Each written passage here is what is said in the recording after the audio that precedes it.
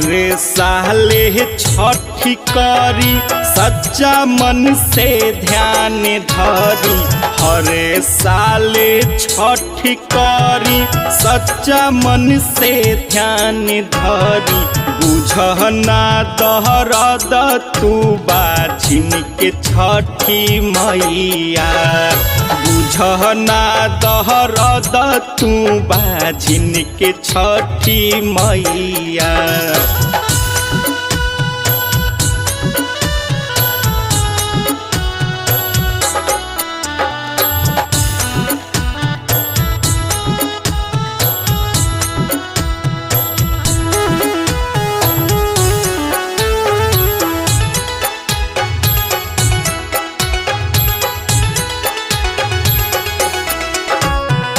सहले साहत नइखे लोगवन के ताना।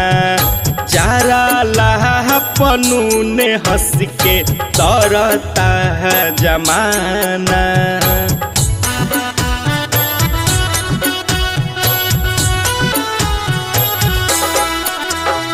सहले साहत नइखे लोगवन के ताना।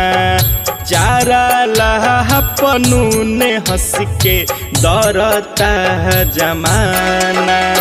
सभे देखी मुँह तो पे अपनो पाराया होके। सभे देखी मुँह तो पे अपनो पाराया होके। कैनी कवन ऐसन करम छठी मैया। बुझना दहरद तू बाझिन के छठी मैया। बुझना दहरद तू बाझिन के छठी मैया।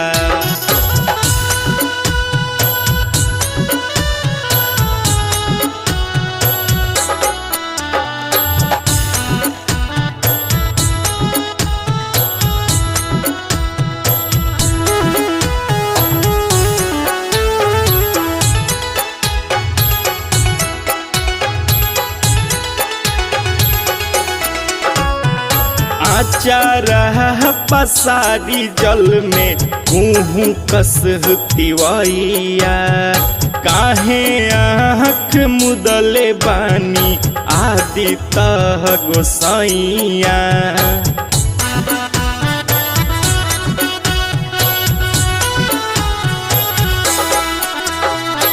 आचारा पसारी जल में मुँह कसतिवैया।